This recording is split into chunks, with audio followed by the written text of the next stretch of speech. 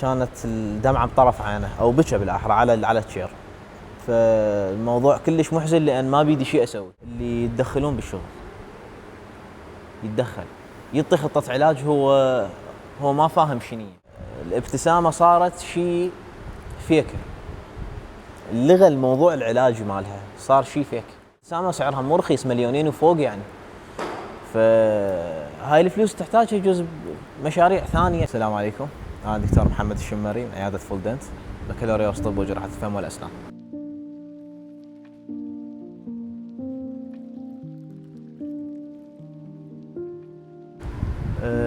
طبعا بدأت دخول طب الأسنان يعني عن حب قبل لا أدخل له. تقدر تقول إنه شيء حبي أو شيء كنت أنا رايده، لأن المعدلات بسنتنا من كنا سادس كان 97.4 ينقبل طب عام، فتركت الطب العام نزلت الأسنان. فتقدر تقول إنه أنا شيء هاوي قبل لا أدخل له، يعني ما دخلت له وبعدين حبيته من شفت الشغل أو الدراسة مالته أو شيء أنا رايده. مهنة طب الأسنان بصورة عامة بيها جوانب هواي حلوة. بيها جانب إنه اللي يميزك عملك، يعني بيها نسبة كبيرة من الفن، إنه تكون فنان بالابتسامات، فنان بالحشوات، بحشوات الجذور، بالجراحة حتى. بيها مجال هواي للإبداع. هاي من ناحية كعمل أنت كطبيب. من الناحية الثانية أنا أحب طب الأسنان بالعلاقات اللي تكونها ويا المراجع، العلاقات اللي تصير ويا المراجعين اللي يزورونك لفترات طويلة، واللي يجيب لك ابنه، واللي يجيب لك أخوه، واللي يجيب لك أكو عوائل يعني تعرفت على عائلة بصورة كاملة، دزوا أخوهم، تعرفت على أخوهم راح يعرس عن قريب، حضر له هدية إذا جاي يباوع. اكو هواي من مراجعاتنا نخطبن اجن هي واجن هم يعني ازواجهم للعياده خارج العمل، خارج اطار العياده. ممكن يفيدونك بهواي شغلات. اكو من عندهم ان يزورونك مهندسين، من عندهم اطباء عامين، من عندهم مختلف المجالات. حتى وان كان صاحب مهنه بسيطه هو يفيدك برا بيها. فيعني العلاقات كلش حلوه، حتى لو تاخذ بس استشارته بمجال ثاني. يعني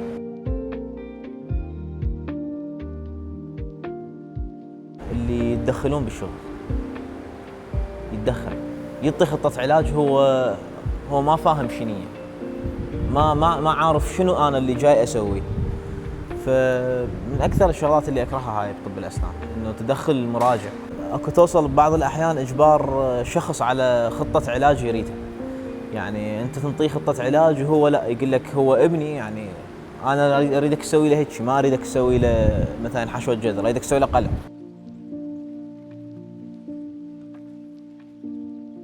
نصائح هواي كلش، بس يعني نقدر نختصرها كلها. معجون الأسنان والفرشة يجوز على 1500 أو 1000، ويعني اثنينهم ب3000 يصيرن راح تغنيك عن ملايين تذبها على أسنانك. يجوز أنت هاي الملايين تحتاجها بمشاريع ثانية، تحتاجها بتطوير، مثلا عندك عمل تريد تطوره أو غير. فهاي أهم نصيحة للمراجعين، إنه فرشة أسنان ومعجون يغنيك عن هواي شغلات. فإذا أنت ما متلاحق لروحك تلاحق لأطفالك، وإن كانت أسنان لبنية تجنبك هواي شغلات. أسنان اللبنية أبد مو هينة، يعني هي أساس الأسنان الدائمية.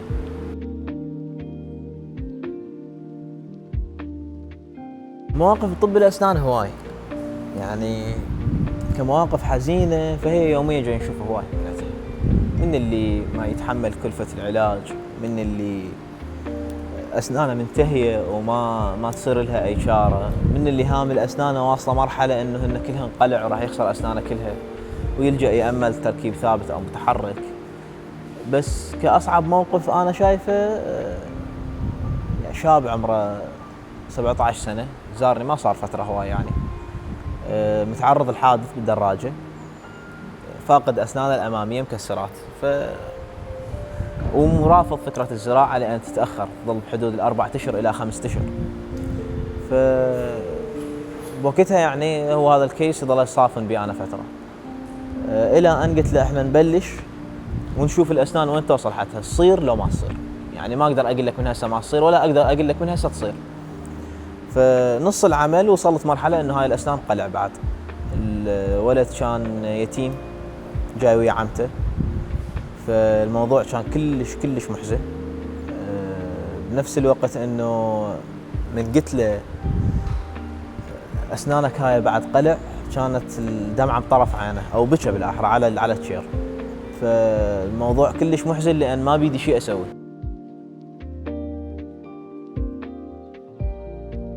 ما اشوفه يخوف، بالعكس اطباء الاسنان كلهم كيوت.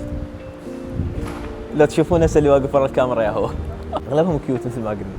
فسالفه انه طبيب الاسنان يخوف، هاي يجوز يعني صايره فد تراما، صدمه عند المراجع من طبيب معين مخوفه او مستخدم وياه اسلوب تخويفي، او جايت له هاي الصدمه من الاهل. انه هسه الجهال الصغار بس يسوون وكاحه، يسوون شيء يقول له قبر، تسكت له اخذك اضربك ابره. فهذا من هو صغير يخوفونه بالابره. يجي الطبيب الاسنان يشوف الابره شو يسوي؟ يقلب الدنيا. فالاهل لهم دور بهاي هاي النظره للطبيب الاسنان. الاهل لهم دور بهاي الخوف، وبعض اطباء الاسنان لهم دور ثاني.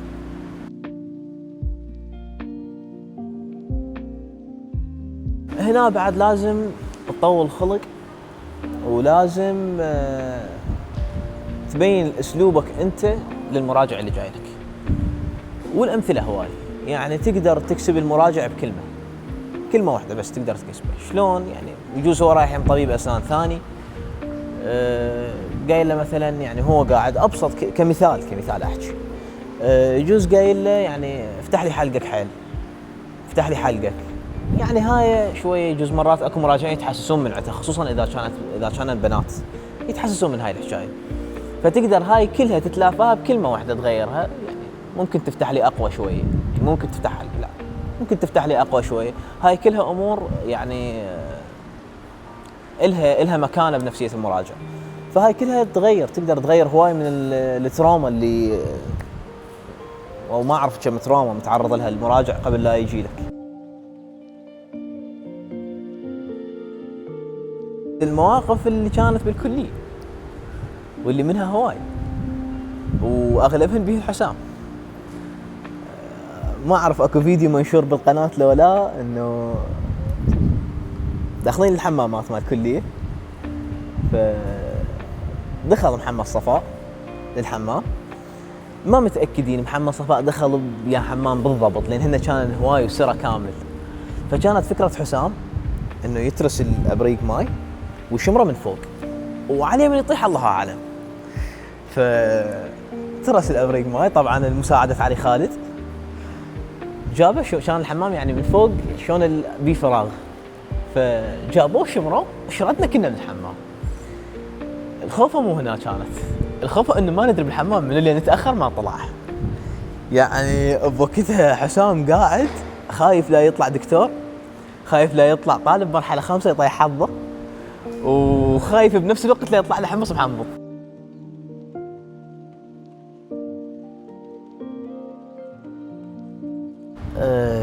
هذا السؤال يعني راح يثير الجدل. اطباء الاسنان ليش ما يسوون ابتسامه لروحهم؟ ما اعرف، انا يعني رأيي الخاص ما علي باي راي ثاني، كل واحد له رايه، ولا جاي اتهجم على اي واحد ثاني. بس اقدر اختصر رايي كله بانه صانع السم لا يتجرح. بس هاي اقدر اختصر بها كل شيء، لان للاسف يعني مجتمعنا الابتسامه صارت شيء فيك، لغى الموضوع العلاجي مالها، صار شيء فيك، شيء طش. الابتسامه اللي ما يعرفها هي موضوع علاجي اكثر مما هي تجميلي. علاجي من ناحيه انه اكو اشخاص يجون اسنانهم مكسره، اكو اشخاص يجون اسنانهم بها صبغه غريبه، يعني اثناء فتره الحمل امهم ماخذه فد علاج معين ومن ضمنها تتراسايكلين، تطلع صبغه تتراسايكلين بالاسنان، تطلع الاسنان صفر الى درجه مخيفه، يعني وكانه اذا شايفين سميقل الاسنان تصير هيك بالضبط. هاي كموضوع علاجي لا، هذا علاج الابتسام. اما تقول لي واحد جاي اسنانه مرتبه، اسنانه حلوه ما بيها شيء، صفتهم كلها حلوه، تو مخلص تقويم، يجي يسوي ابتسامه، لا هنا اوقف وياك. الشيء اللي ينطيه رب العالمين ما يجي مثله، مهما يصير، مهما قوته، مهما زارجون اي ماكس ما اعرف شنو هذا اللي جاي ينشرونه هسه 7 دي وال 9 دي وال 8 دي ما اعرف شنو، ما يجي مثل اللي يطيه رب العالمين. ف ما اعرف، اشوف الموضوع دي شويه يعني واحد ليش يبرد سنه على مود يحط فوقه طبقه، ما اعرف.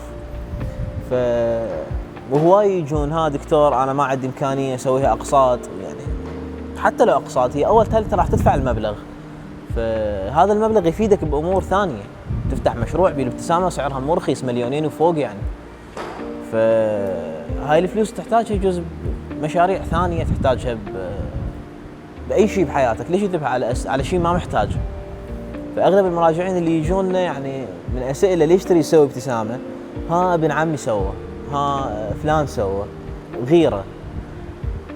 ماكو واحد عنده سبب مقنع، لذلك اسالهم انا من يجون يعني انت ممثل، انت مشهور، انت مطرب، انت مقدم برامج، انت عرض ازياء، تريد شيء بيرفكت يعني، هاي كلها راح يقول لي لا، فاقول له ليش تريد تسوي؟ والاغلبيه اذا مو كلهم يقتنعون.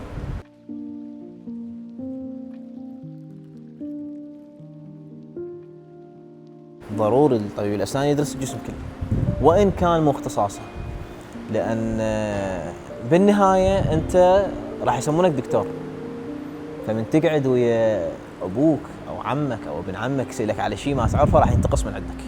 هاي وحده. اثنين، اكو هواي من المشاكل الصحيه اللي بالجسم راح تطلع تاثيراتها على الاسنان، فانت لازم تعرف من يجيك مريض اكو فد يعني باللسان او بالخد فد ساين معينه او فيتشر معينه، راح تعرف انه انت عند فلان شيء. اكو خصوصا الاسنان اللي تعرف اللي عندهم سفلس، مرض السفلس الولادي اللي ماخذه يعني عن طريق الولاده من امه، يجوز هو ما يدري بروحه، انت تنبهه من تجيك الاسنان بهالطريقه، هاي الساين اللي طالعه بالاسنان، راح انت تشخص احتمال تلاحق الروحه بالبدايه عالجه، يسوي له اي شيء، راجع تحوله لطبيب باطنيه يراجع.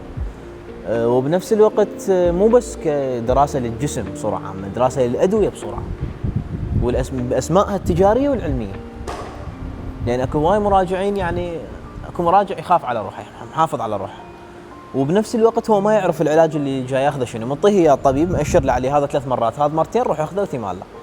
فمن يجيك عنده قلع، بالعاده قلع يعني الحشوات نادرا ما يصير بها تداخل، يجيب لك علاقه كامله مال العلاج، يابا دكتور انا اخذ هاي العلاجات يصير لي قلع لا لا، زين انت ايش راح تقول له هنا؟ باوع العلاج تكذب عليه تقول له يصير لك، تقول له لا روح الطبيب ثاني. المفروض تعرفها، تعرف ادويه الضغط شنو اسمها، المسيلات مال الدم شنو اسمها، الانتي كوجولانت، يعني اذا كان ياخذ اسبرين وارفارين غيرها، فالمفروض الطبيب الاسنان يعرف هذول كلهم.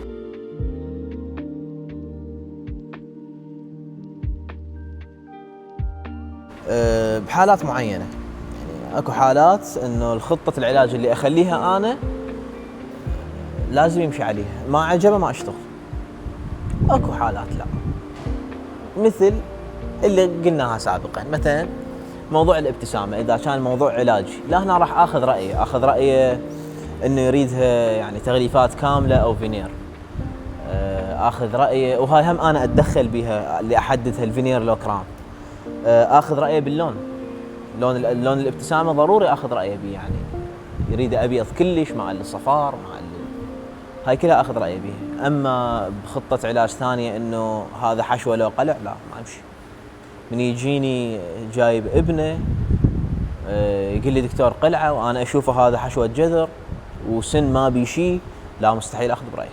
فانا خطه العلاج مالتي هيك، تريد روح لغير عياده، خلي يسوي الخطه اللي انت تريدها، لان يعني كل واحد واختصاصه، كل واحد واختصاصه يعني ما ترهن. عيادتنا بالبصره، شارع 14 تموز قرب مطعم العزائم فوق صيدليه مساية.